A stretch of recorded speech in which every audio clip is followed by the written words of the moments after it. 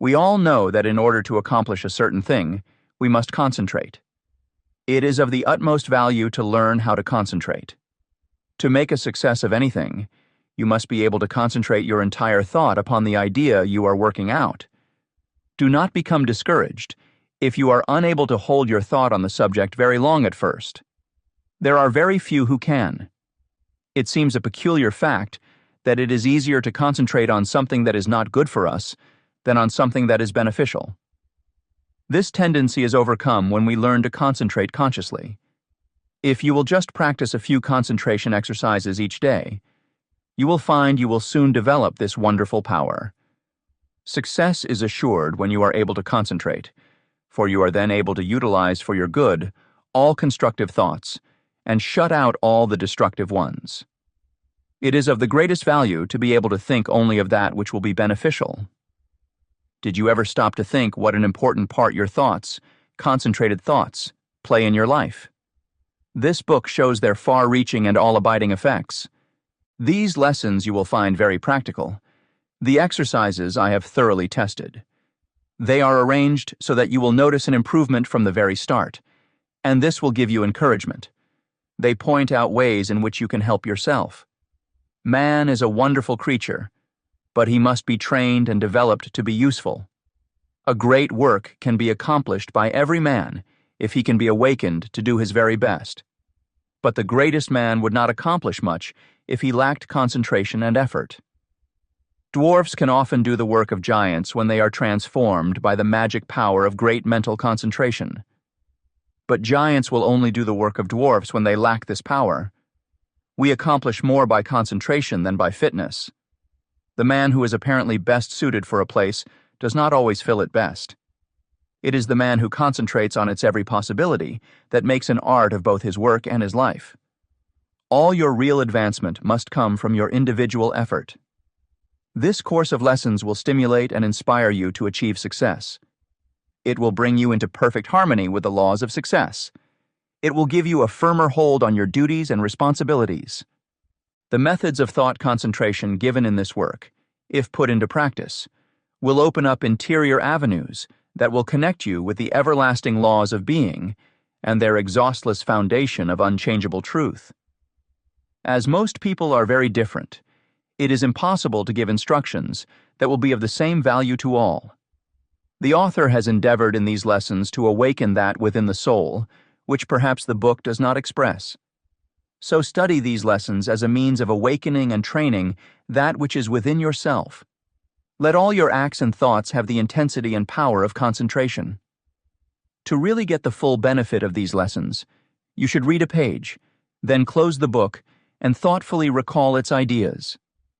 If you will do this, you will soon cultivate a concentrated mental habit, which will enable you to read with ordinary rapidity and remember all that you read. Concentration finds the way. Everyone has two natures. One wants us to advance, and the other wants to pull us back. The one that we cultivate and concentrate on decides what we are at the end.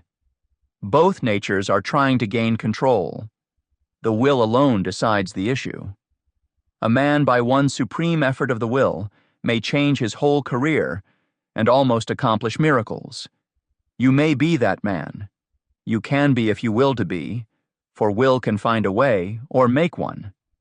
I could easily fill a book of cases where men, plodding along in a matter-of-fact way, were all at once aroused, and as if awakening from a slumber, they developed the possibilities within them, and from that time on were different persons. You alone can decide when the turning point will come. It is a matter of choice whether we allow our diviner self to control us, or whether we will be controlled by the brute within us. No man has to do anything he does not want to do. He is therefore the director of his life if he wills to be. What we are to do is the result of our training. We are like putty and can be completely controlled by our willpower. Habit is a matter of acquirement. You hear people say, he comes by this or that naturally, a chip off the old block, meaning that he is only doing what his parents did. This is quite often the case, but there is no reason for it, for a person can break a habit just the moment he masters the I will. A man may have been a good-for-nothing all his life up to this very minute, but from this time on he begins to amount to something. Even old men have suddenly changed and accomplished wonders. "I lost my opportunity," says one.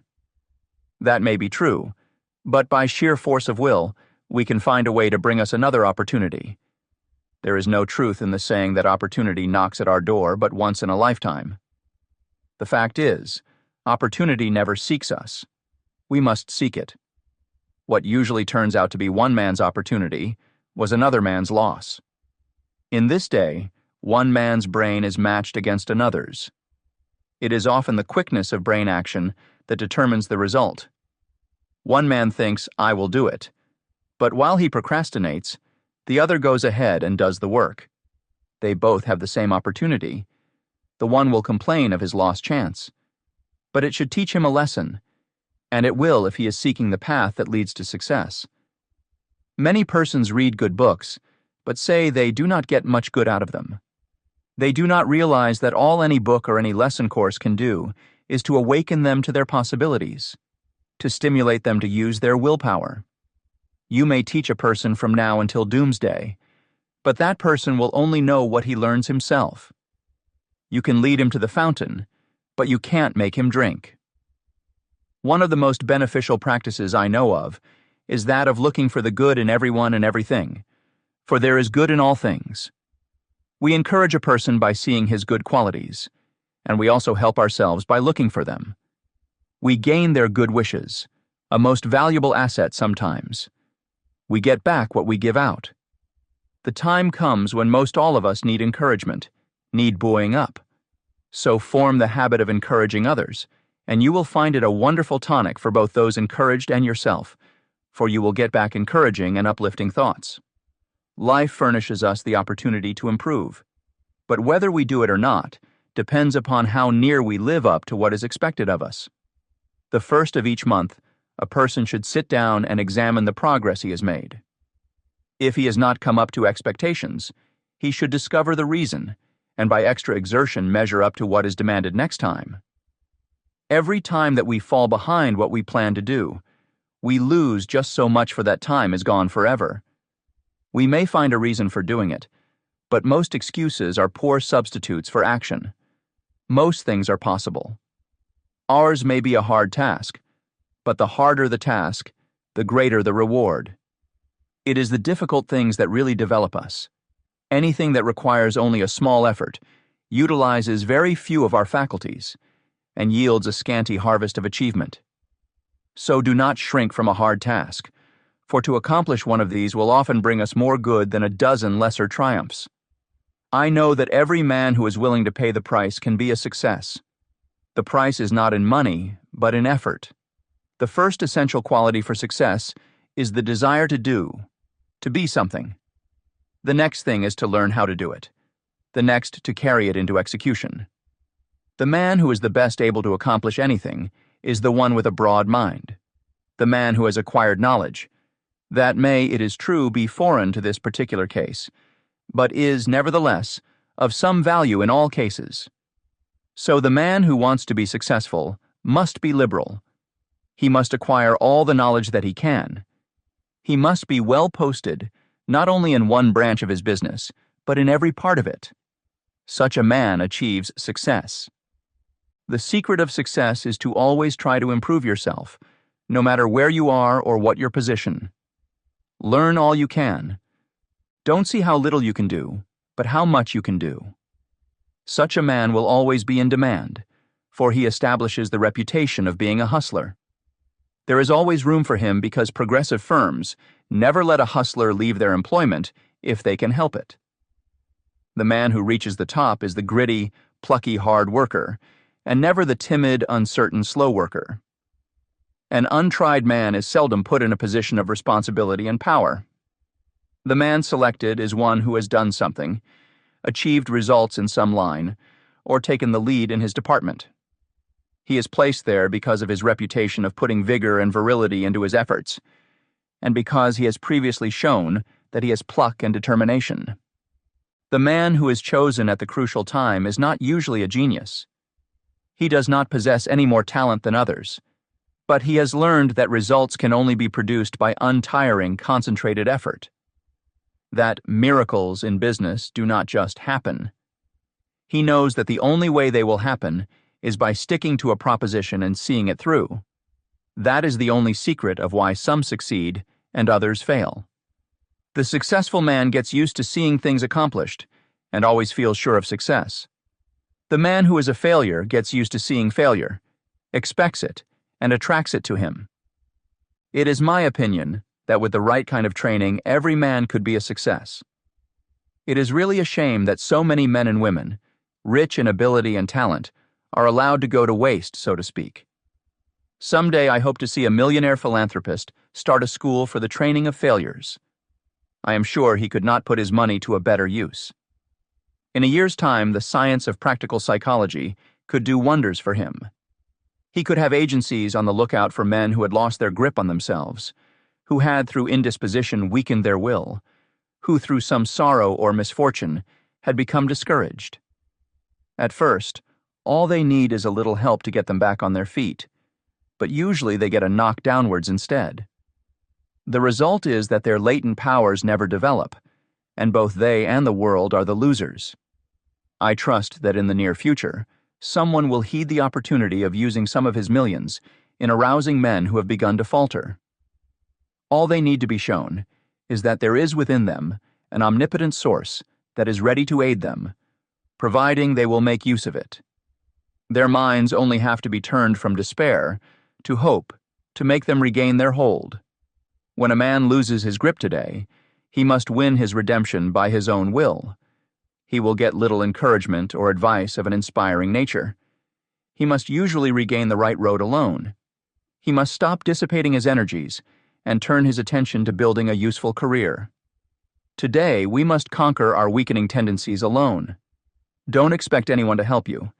Just take one big brace, make firm resolutions, and resolve to conquer your weaknesses and vices. Really, none can do this for you. They can encourage you, that is all. I can think of nothing but lack of health that should interfere with one becoming successful. There is no other handicap that you should not be able to overcome. To overcome a handicap, all that is necessary to do is to use more determination and grit and will. The man with grit and will may be poor today and wealthy in a few years. Willpower is a better asset than money. Will can carry you over chasms of failure if you but give it the chance. The men who have risen to the highest positions have usually had to gain their victories against big odds. Think of the hardships many of our inventors have gone through before they became a success. Usually they have been very much misunderstood by relatives and friends. Very often they did not have the bare necessities of life, yet by sheer determination and resolute courage, they managed to exist somehow until they perfected their inventions, which afterwards greatly helped in bettering the condition of others. Everyone really wants to do something, but there are few who will put forward the needed effort to make the necessary sacrifice to secure it. There is only one way to accomplish anything, and that is to go ahead and do it. A man may accomplish almost anything today if he just sets his heart on doing it and lets nothing interfere with his progress. Obstacles are quickly overcome by the man who sets out to accomplish his heart's desire. The bigger the man, the smaller the obstacle appears. The smaller the man, the greater the obstacle appears. Always look at the advantage you gain by overcoming obstacles, and it will give you the needed courage for their conquest. Do not expect that you will always have easy sailing. Parts of your journey are likely to be rough. Don't let the rough places put you out of commission. Keep on with the journey. Just the way you weather the storm shows what material you are made of. Never sit down and complain of the rough places, but think how nice the pleasant stretches were. View with delight the smooth plains that are in front of you. Do not let a setback stop you. Think of it as a mere incident that has to be overcome before you can reach your goal. The self-mastery, self-direction, power of concentration. Man, from a psychological standpoint of development, is not what he should be. He does not possess the self-mastery, the self-directing power of concentration that is his by right. He has not trained himself in a way to promote his self-mastery. Every balanced mind possesses the faculties whose chief duties are to engineer, direct, and concentrate the operations of the mind, both in a mental and physical sense. Man must learn to control not only his mind, but his bodily movements. When the controlling faculties, autonomic, are in an untrained condition, the impulses, passions, emotions, thoughts, actions, and habits of the person suffer from lack of regulation, and the procedure of mental concentration is not good, not because the mind is necessarily weak in the autonomic department of the faculties, but because the mind is not properly trained. When the self-regulating faculties are not developed, the impulses, appetites, emotions, and passions have full swing to do as they please, and the mind becomes impulsive, restless, emotional, and irregular in its action. This is what makes mental concentration poor. When the self-guiding faculties are weak in development, the person always lacks the power of mental concentration. Therefore, you cannot learn to concentrate until you develop these very powers that qualify you to be able to concentrate. So, if you cannot concentrate, one of the following is the cause: deficiency of the motor centers, an impulsive and emotional mind, an untrained mind. The last fault can soon be removed by systematic practice. It is easiest to correct. The impulsive and emotional state of mind can best be corrected by restraining anger, passion and excitement, hatred, strong impulses, intense emotions, fretfulness, etc. It is impossible to concentrate when you are in any of these excited states. These can be naturally decreased by avoiding such food and drinks as have nerve-weakening or stimulating influences, or a tendency to stir up the passions, the impulses, and the emotions. It is a very good practice to watch and associate with those persons that are steady, calm, controlled, and conservative. Correcting the deficiency of the motor centers is harder because as the person's brain is undeveloped, he lacks willpower. To cure this takes some time. Persons so afflicted may benefit by reading and studying my course, The Mastermind. Many have the idea that when they get into a negative state, they are concentrating, but this is not so. They may be meditating, though not concentrating. Those who are in a negative state a good deal of the time cannot, as a rule, concentrate very well. They develop instead abstraction of the mind or absence of mind. Their power of concentration becomes weaker, and they find it difficult to concentrate on anything. They very often injure the brain if they keep up this state. To be able to concentrate, you must possess strength of mind. The person who is feeble-minded cannot concentrate his mind because of lack of will. The mind that cannot center itself on a special subject or thought is weak. Also, the mind that cannot draw itself from a subject or thought is weak. But the person who can center his mind on any problem, no matter what it is, and remove any unharmonious impressions, has strength of mind. Concentration, first, last, and all the time, means strength of mind. Through concentration, a person is able to collect and hold his mental and physical energies at work. A concentrated mind pays attention to thoughts, words, acts, and plans. The person who allows his mind to roam at will never accomplish a great deal in the world. He wastes his energies. If you work, think, talk, and act aimlessly, and allow your brain to wander from your subject to foreign fields, you will not be able to concentrate. You concentrate at the moment when you say, I want to, I can, I will. Some mistakes some people make. If you waste your time reading sensational stories or worthless newspaper items, you excite the impulsive and the emotional faculties, and this means you are weakening your power of concentration. You will not be a free engineer, able to pilot yourself to success. Concentration of the mind can only be developed by watching yourself closely. All kinds of development commence with close attention. You should regulate your every thought and feeling. When you commence to watch yourself and your own acts, and also the acts of other people, you use the faculties of autonomy, and as you continue to do so, you improve your faculties, until in time you can engineer your every thought, wish, and plan. To be able to focalize the mind on the object at hand in a conscious manner leads to concentration. Only the trained mind can focalize. To hold a thought before it, until all the faculties shall have had time to consider that thought is concentration. The person who cannot direct his thoughts, wishes, plans, resolutions, and studies cannot possibly succeed to the fullest extent. The person who is impulsive one moment and calm the next has not the proper control over himself. He is not a master of his mind, nor of his thoughts, feelings, and wishes. Such a person cannot be a success. When he becomes irritated, he irritates others and spoils all chances of any concerned doing their best. But the person who can direct his energies and hold them at work in a concentrated manner controls his every work and act, and thereby gains power to control others. He can make his every move serve a useful end, and every thought a noble purpose. In this day, the man who gets excited and irritable should be looked upon as an undesirable person. The person of good breeding now speaks with slowness and deliberation. He is cultivating more and more of a reposeful attitude. He is consciously attentive and holds his mind to one thing at a time. He shuts out everything else. When you are talking to anyone, give him your sole and undivided attention. Do not let your attention wander or be diverted. Give no heed to anything else, but make your will and intellect act in unison. Start out in the morning, and see how self-possessed you can remain all day. At times, take an inventory of your actions during the day, and see if you have kept your determination. If not, see that you do tomorrow.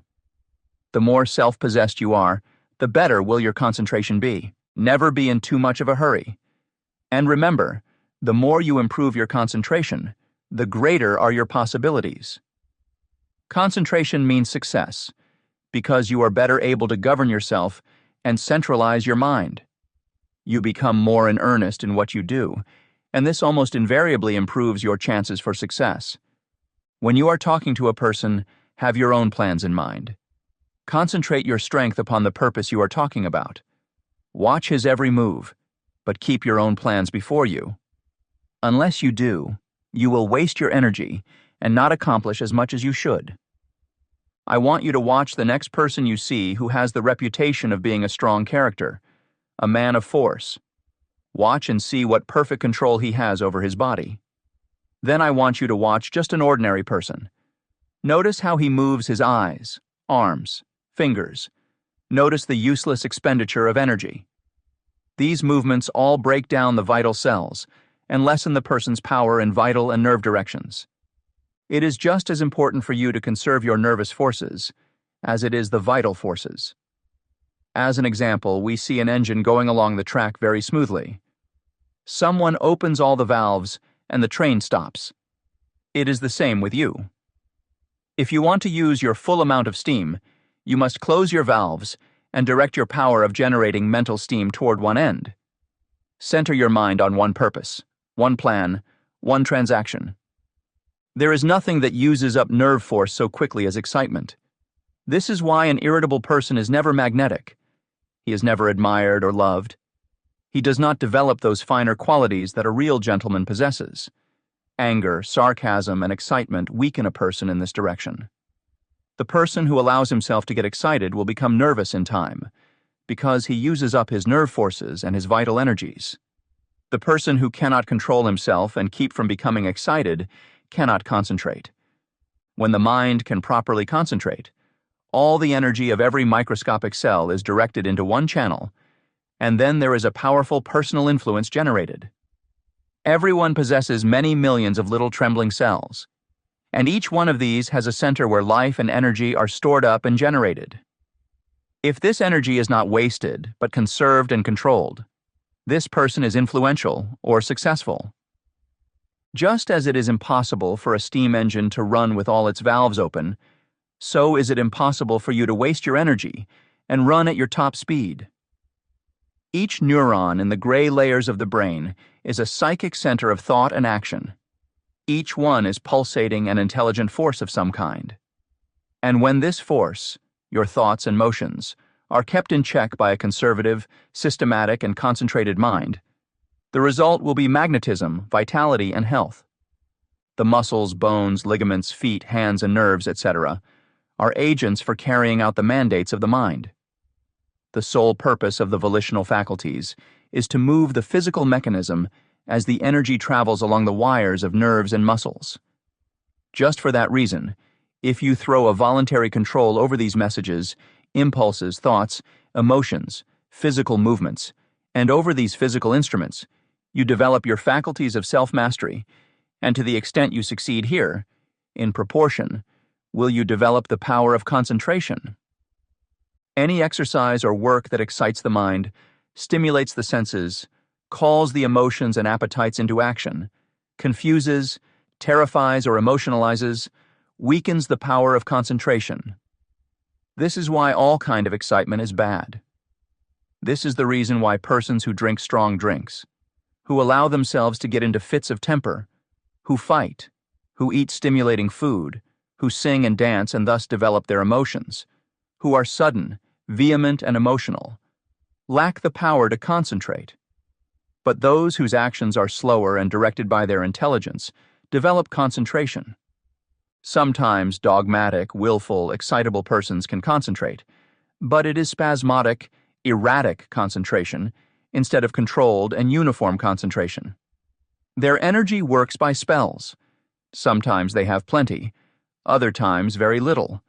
It is easily excited, easily wasted. The best way to understand it is to compare it with the discharge of a gun. If the gun goes off when you want it to, it accomplishes the purpose. But if it goes off before you are ready for it, you will not only waste ammunition, but it is also likely to do some damage.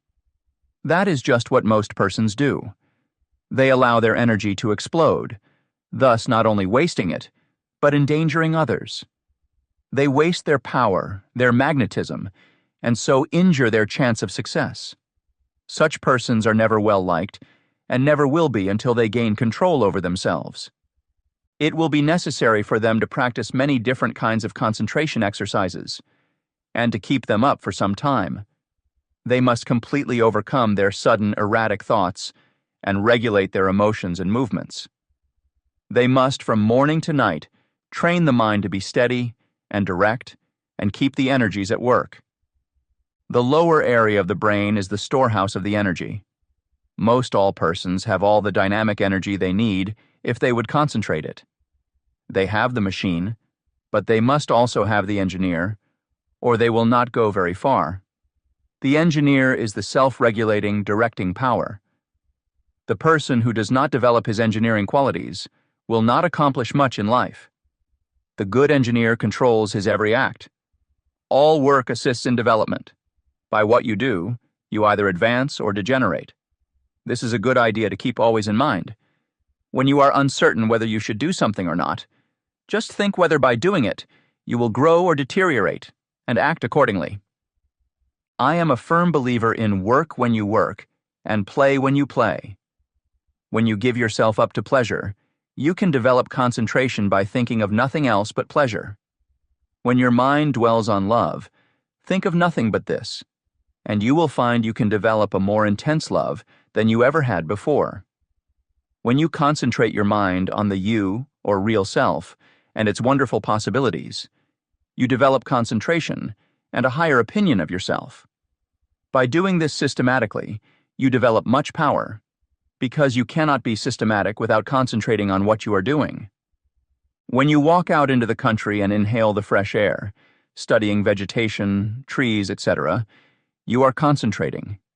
When you see that you are at your place of business at a certain time each morning, you are developing steadiness of habit and becoming systematic. If you form the habit of being on time one morning, a little late the next, and still later the following one, you are not developing concentration, but whenever you fix your mind on a certain thought and hold your mind on it at successive intervals, you develop concentration. If you hold your mind on some chosen object, you centralize your attention, just like the lens of the camera centralizes on a certain landscape. Therefore, always hold your mind on what you are doing, no matter what it is. Keep a careful watch over yourself, for unless you do, your improvement will be very slow. Practice inhaling long, deep breaths, not simply for the improvement of health, although that is no small matter, but also for the purpose of developing more power, more love, more life. All work assists in development. You may think it foolish to try to develop concentration by taking muscular exercises, but you must not forget that the mind is associated with muscle and nerve. When you steady your nerves and muscles, you steady your mind, but let your nerves get out of order, and your mind will become erratic, and you will not possess the power of direction, which, in other words, is concentration. Therefore, you understand how important exercises that steady the nerves and muscles are in developing concentration. Everyone is continually receiving impulses that must be directed and controlled if one is to lead a successful life. That is the reason why a person must control the movements of his eyes, feet, fingers, etc. This is another reason why it is important to control his breathing. The slow, deep, prolonged exhalations are of wonderful value. They steady the circulation, the heart action, muscles and nerves of the mind. If the heart flutters, the circulation is not regular, and when the lung action is uneven, the mind becomes unsteady and not fit for concentration. This is why controlled breathing is very important as a foundation for physical health. You must not only concentrate your mind, but also the action of the eyes, ears, and fingers. Each of these contains miniature minds that are controlled by the master engineer. You will develop much quicker if you thoroughly realize this. If you have ever associated with big men or read their biographies, you will find that they usually let the others do the talking. It is much easier to talk than it is to listen. There is no better exercise for concentration than to pay close attention when someone is talking. Besides learning from what they have to say, you may develop both mental and physical concentration. When you shake hands with someone, just think of your hand as containing hundreds of individual minds, each having an intelligence of its own. When you put this feeling into your handshake, it shows personality. When you shake hands in a listless way, it denotes timidity, lack of force and power of personality. When the hand grip is very weak and stiff, the person has little love in his nature, no passion and no magnetism. When the handshake is just the opposite, you will find that the nature is also. The loveless person is non-magnetic, and he shows that he is by his non-magnetic handshake. When two developed souls shake hands, their clasps are never light. There is a thrill that goes through both when the two currents meet. Love arouses the opposite currents of the positive and negative natures. When there is no love, life loses its charm. The hand quickly shows when love is being aroused. This is why you should study the art of handshaking and develop your social affections. A person who loves his kind reflects love, but a person who hates reflects hate. The person with a bad nature, a hateful disposition, evil thoughts and feeling is erratic, freakish, and fitful. When you allow yourself to become irritable, watch how you breathe and you will learn a valuable lesson. Watch how you breathe when you are happy. Watch your breathing when you harbor hate. Watch how you breathe when you feel in love with the whole world and noble emotions thrill you. When filled with good thoughts, you breathe a plentiful supply of oxygen into your lungs, and love fills your soul. Love develops a person, physically, mentally, and socially. Breathe deeply when you are happy, and you will gain life and strength. You will steady your mind, and you will develop your power of concentration, and become magnetic and powerful. If you want to get more out of life, you must think more of love. Unless you have real affection for something, you have no sentiment, no sweetness, no magnetism. So arouse your love affections by your will and enter into a fuller life. The hand of love always magnetizes, but it must be steady and controlled. Love can be concentrated in your handshake, and this is one of the best ways to influence another. The next time you feel yourself becoming irritable, use your will and be patient. This is a very good exercise in self-control. It will help you to keep patient if you will breathe slowly and deeply. If you find you are commencing to speak fast, just control yourself and speak slowly and clearly.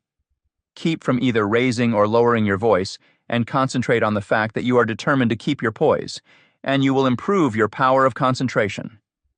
When you meet people of some consequence, assume a reposeful attitude before them. Do this at all times. Watch both them and yourself. Static exercises develop the motor faculties and increase the power of concentration. If you feel yourself getting irritable, nervous, or weak, stand squarely on your feet with your chest up and inhale deeply, and you will see that your irritability will disappear and a silent calm will pass over you. If you are in the habit of associating with nervous, irritable people, quit it until you grow strong in the power of concentration, because irritable, angry, fretful, dogmatic, and disagreeable people will weaken what powers of resistance you have. Any exercises that give you better control of the ears, fingers, eyes, feet, help you to steady your mind. When your eye is steady, your mind is steady. One of the best ways to study a person is to watch his physical movements. For when we study his actions, we are studying his mind. Because actions are the expressions of the mind. As the mind is, so is the action. If it is uneasy, restless, erratic, unsteady, its actions are the same. When it is composed, the mind is composed. Concentration means control of the mind and body. You cannot secure control over one without the other. Many people who seem to lack ambition have sluggish minds. They are steady, patient, and seemingly have good control. But this does not say they are able to concentrate. These people are indolent, inactive, slow, and listless because they lack energy. They do not lose control because they have little force to control. They have no temper, and it therefore cannot disturb them. Their actions are steady because they possess little energy. The natural person is internally strong, energetic, and forceful. But his energy, force, and strength, thoughts, and physical movements are well under his control. If a person does not have energy, both mental and physical, he must develop it. If he has energy which he cannot direct and hold to a point, he must learn to do so. A man may be very capable, but unless he wills to control his abilities, they will not do him any good. We hear so much talk about the benefit of physical culture, but the real benefit of this is really lost sight of. There is nothing that holds the faculties at work in a sustained and continuous manner as static exercises do. For, as stated before, when you learn to control the body, you are gaining control over the mind. Every thought has a potential value, and we are the only one who have complete control over these forces in our possession. So it is easily seen that by a concentration of thought, we can increase, modify, or alter the inherent qualities, but we are still bound by the law of identity and cannot accomplish that which is contrary to the right and the advancement of our race and species.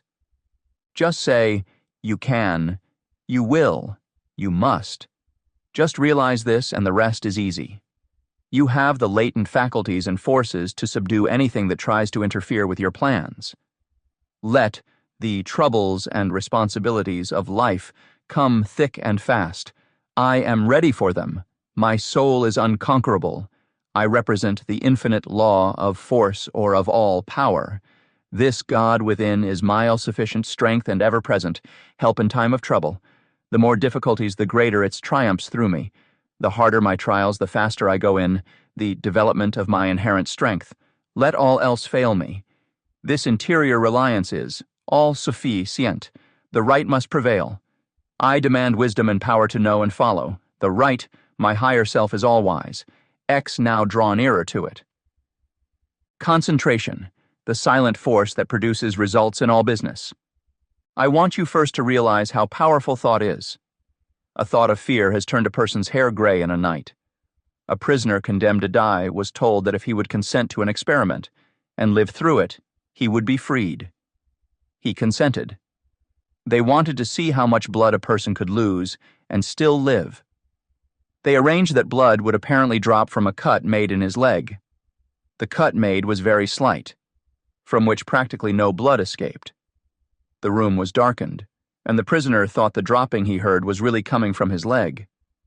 The next morning he was dead through mental fear. The two above illustrations will give you a little idea of the power of thought.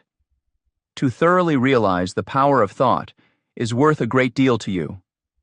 Through concentrated thought power, you can make yourself whatever you please. By thought, you can greatly increase your efficiency and strength. You are surrounded by all kinds of thoughts, some good, others bad, and you are sure to absorb some of the latter if you do not build up a positive mental attitude. If you will study the needless moods of anxiety, worry, despondency, discouragement, and others that are the result of uncontrolled thoughts, you will realize how important the control of your thoughts are. Your thoughts make you what you are. When I walk along the street and study the different people's faces, I can tell how they spent their lives. It all shows in their faces, just like a mirror reflects their physical countenances. In looking in those faces, I cannot help thinking how most of the people you see have wasted their lives. The understanding of the power of thought will awaken possibilities within you that you never dreamed of. Never forget that your thoughts are making your environment, your friends, and as your thoughts change, these will also. Is this not a practical lesson to learn? Good thoughts are constructive. Evil thoughts are destructive. The desire to do right carries with it a great power. I want you to thoroughly realize the importance of your thoughts and how to make them valuable. To understand that your thoughts come to you over invisible wires and influence you. If your thoughts are of a high nature, you become connected with people of the same mental caliber, and you are able to help yourself. If your thoughts are tricky, you will bring tricky people to deal with you, who will try to cheat you. If your thoughts are the right kind, you will inspire confidence in those with whom you are dealing. As you gain the goodwill of others, your confidence and strength will increase. You will soon learn the wonderful value of your thoughts and how serene you can become even when circumstances are the most trying.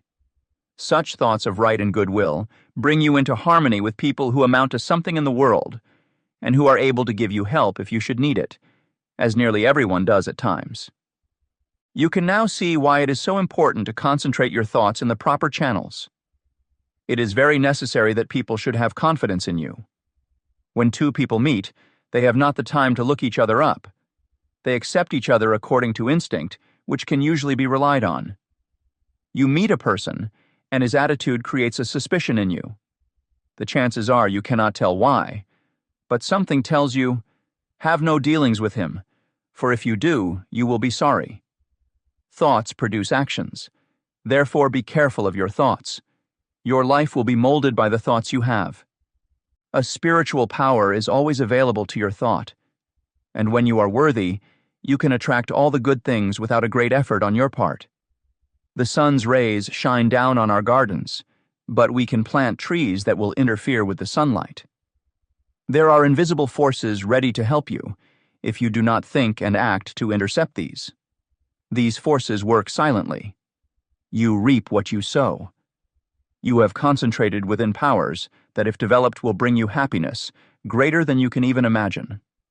Most people go rushing through life, literally driving away the very things they seek. By concentration, you can revolutionize your life, accomplish infinitely more, and without a great effort. Look within yourself, and you will find the greatest machine ever made. How to speak wisely. In order to speak wisely, you must secure at least a partial concentration of the faculties and forces upon the subject at hand. Speech interferes with the focusing powers of the mind, as it withdraws the attention to the external, and therefore is hardly to be compared with that deep silence of the subconscious mind, where deep thoughts and the silent forces of high potency are evolved. It is necessary to be silent before you can speak wisely. The person who is really alert and well poised and able to speak wisely under trying circumstances is the person who has practiced in the silence. Most people do not know what the silence is and think it is easy to go into the silence. But this is not so. In the real silence, we become attached to that interior law, and the forces become silent, because they are in a state of high potency, or beyond the vibratory sounds to which our external ears are attuned. He who desires to become above the ordinary should open up for himself the interior channels which lead to the absolute law of the omnipotent. You can only do this by persistently and intelligently practicing thought concentration. Hold the thought.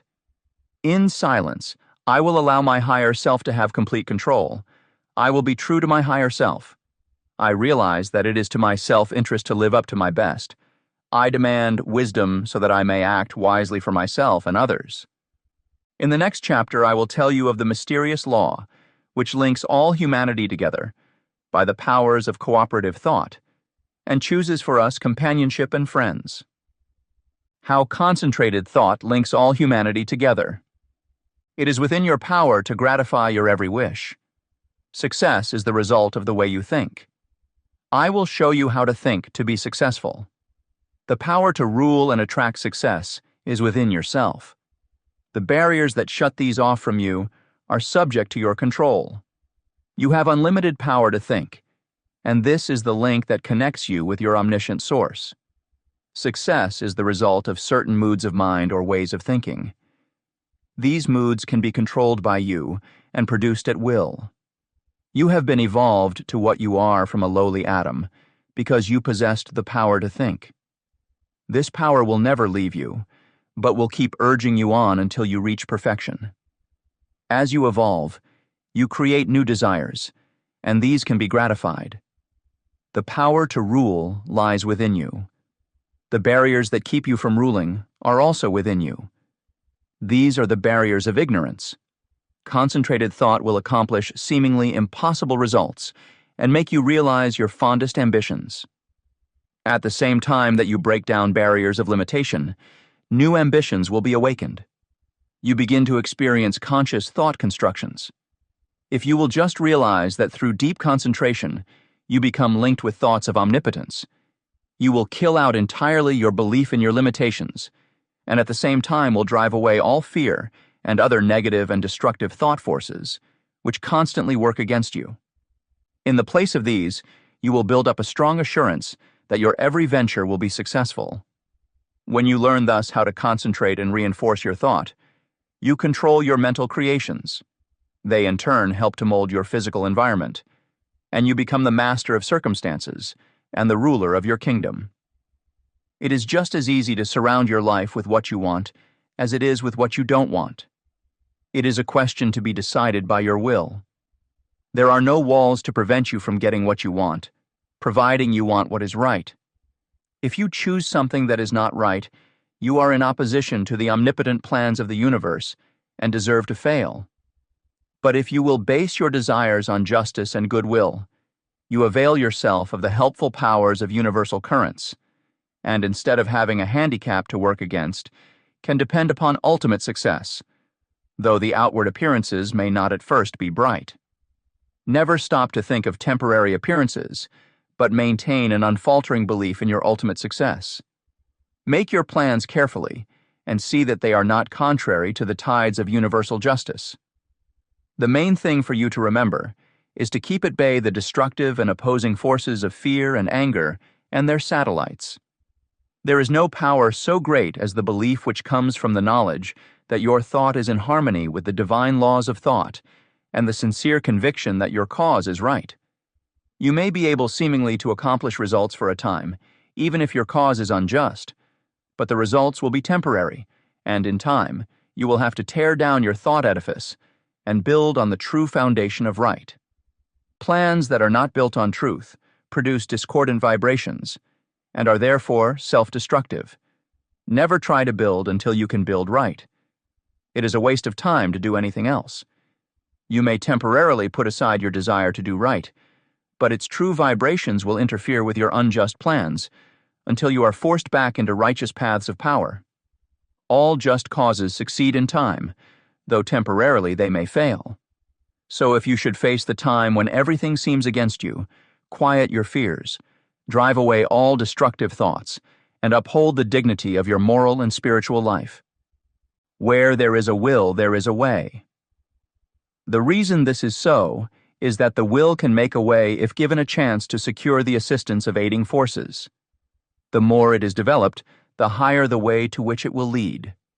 When everything looks gloomy and discouraging, Then is the time to show what you are made of by rejoicing that you can control your moods by making them as calm, serene, and bright as if prosperity were yours.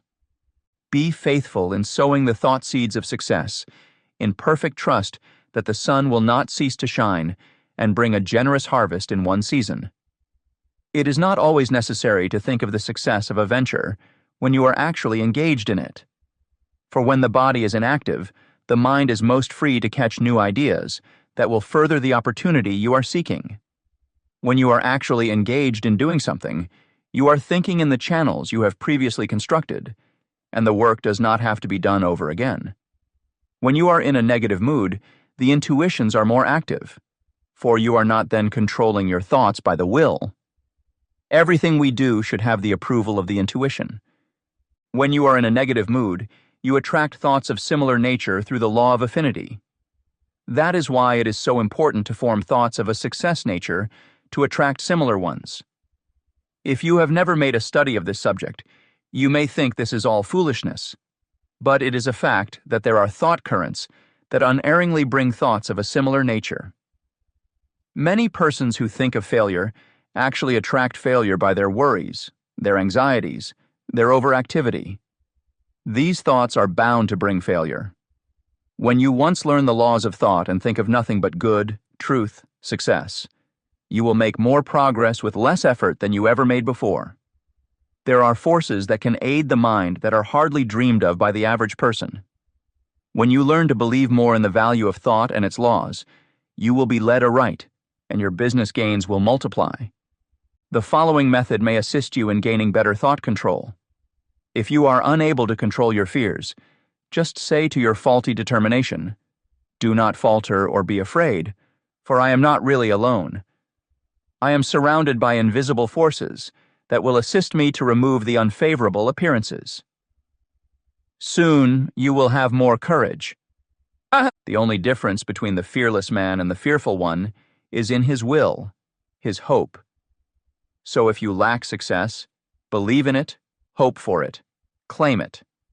You can use the same method to brace up your thoughts of desire, aspiration, imagination, expectation, ambition, understanding, trust, and assurance. If you get anxious, angry, discouraged, undecided, or worried, it is because you are not receiving the cooperation of the higher powers of your mind. By your will, you can so organize the powers of the mind that your moods change only as you want them to, instead of as circumstances affect you. I was recently asked if I advised concentrating on what you eat, or what you see while walking. My reply was that no matter what you may be doing, when in practice, think of nothing else but that act at the time. The idea is to be able to control your unimportant acts. Otherwise, you set up a habit that it will be hard to overcome, because your faculties have not been in the habit of concentrating. Your faculties cannot be disorganized 1 minute and organized the next. If you allow the mind to wander while you are doing small things, it will be likely to get into mischief and make it hard to concentrate on the important act when it comes. The man who is able to concentrate is the happy, busy man. Time does not drag with him. He always has plenty to do. He does not have time to think over past mistakes, which would make him unhappy. If, despite our discouragement and failures, we claim our great heritage, life and truth and force, like an electric current, will permeate our lives until we enter into our birthright in eternity.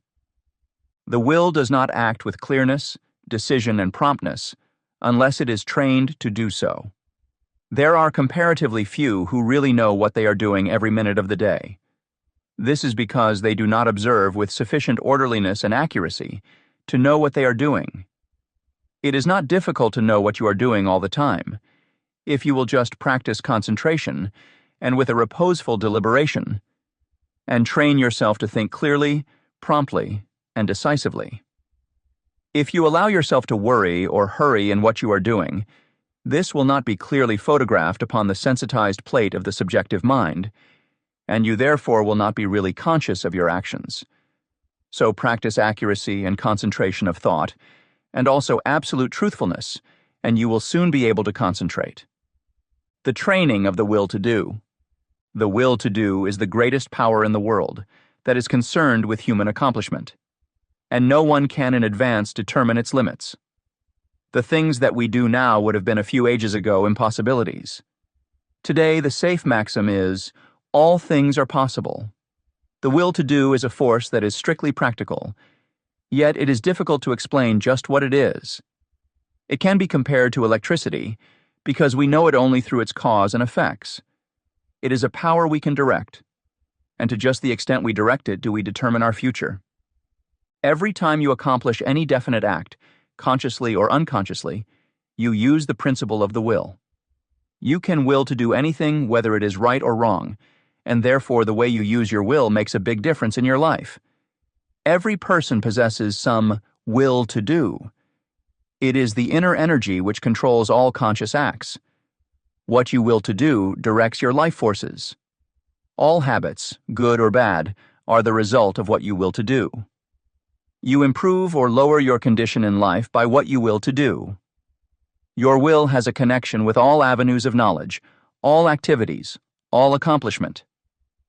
You probably know of cases where people have shown wonderful strength under some excitement, similar to the following. The house of a farmer's wife caught on fire. No one was around to help her move anything. She was a frail woman, and ordinarily was considered weak. On this occasion, she removed things from the house that it later took 3 men to handle. It was the will to do that she used to accomplish her task. Genius is but a will to do little things with infinite pains. Little things well done open the door of opportunity for bigger things. The will accomplishes its greater results through activities that grow out of great concentration in acquiring the power of voluntary attention to such an extent that we can direct it where we will and hold it steadily to its task until our aim is accomplished. When you learn so to use it, your willpower becomes a mighty force. Almost everything can be accomplished through its proper use. It is greater than physical force because it can be used to control not only physical, but mental and moral forces. There are very few who possess perfectly developed and balanced willpower, but those who do easily crush out their weak qualities.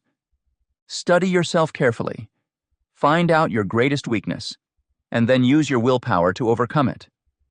In this way, eradicate your faults, one by one, until you have built up a strong character and personality.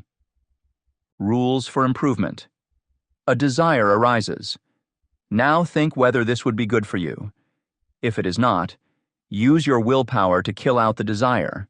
But on the other hand, if it is a righteous desire, summon all your willpower to your aid, crush all obstacles that confront you, and secure possession of the coveted good. Slowness in taking decisions. This is a weakness of willpower. You know you should do something, but you delay doing it through lack of decision. It is easier not to do a certain thing than to do it, but conscience says to do it. The vast majority of persons are failures because of the lack of deciding to do a thing when it should be done. Those who are successful have been quick to grasp opportunities by making a quick decision. This power of will can be used to bring culture, wealth, and health. Some special pointers. For the next week, try to make quicker decisions in your little daily affairs.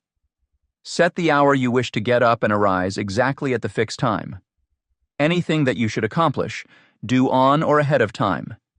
You want, of course, to give due deliberation to weighty matters, but by making quick decisions on little things, you will acquire the ability to make quick decisions in bigger things.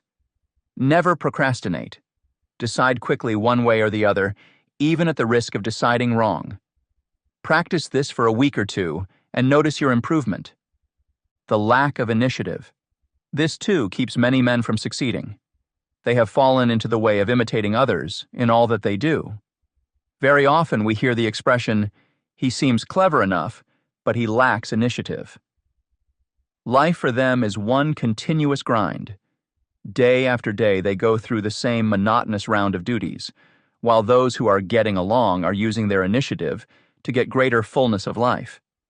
There is nothing so responsible for poverty as this lack of initiative, this power to think and do for ourselves. You are as good as anyone. You have willpower, and if you use it, you will get your share of the luxuries of life. So use it to claim your own. Don't depend on anyone else to help you. We have to fight our own battles. All the world loves a fighter, while the coward is despised by all.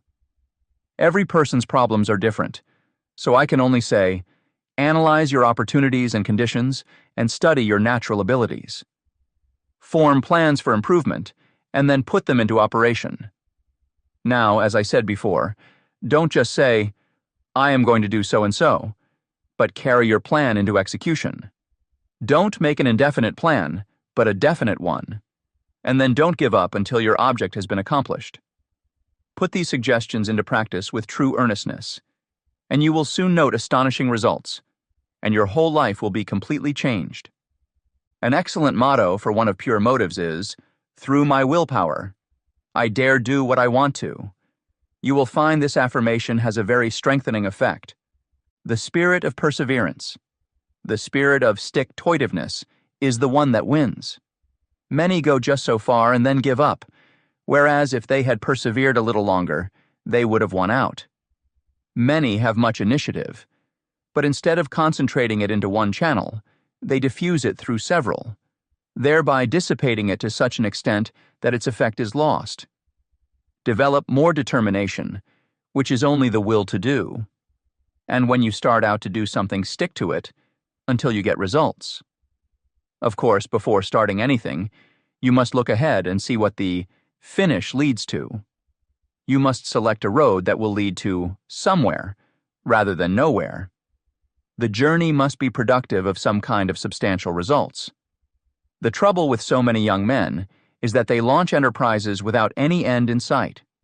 It is not so much the start as the finish of a journey that counts. Each little move should bring you nearer the goal which you planned to reach before the enterprise began. Lack of perseverance is nothing but the lack of the will to do.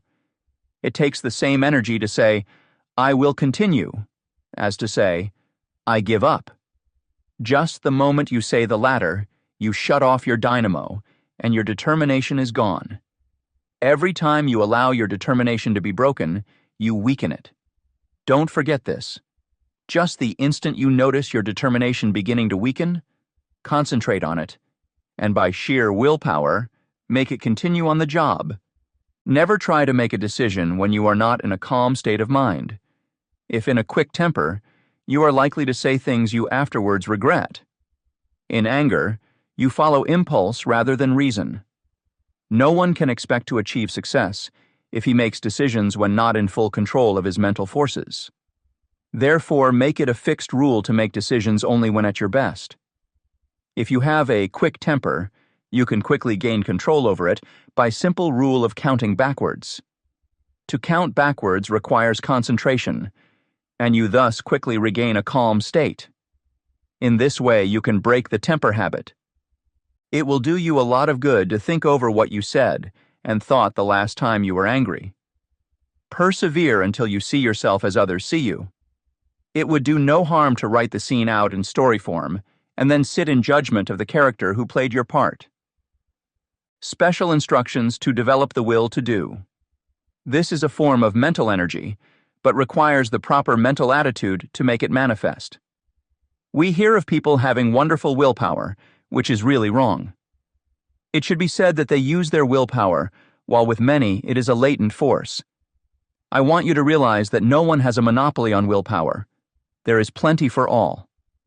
What we speak of as willpower is but the gathering together of mental energy, the concentration power at one point. So never think of that person as having a stronger will than yours. Each person will be supplied with just that amount of willpower that he demands. You don't have to develop willpower if you constantly make use of all you have. And remember, the way in which you use it determines your fate. For your life is molded to great extent by the use you make of your will. Unless you make proper use of it, you have neither independence nor firmness. You are unable to control yourself and become a mere machine for others to use. It is more important to learn to use your will than to develop your intellect. The man who has not learned how to use his will rarely decides things for himself, but allows his resolutions to be changed by others. He fluctuates from one opinion to another, and of course does not accomplish anything out of the ordinary, while his brother with the trained will takes his place among the world's leaders.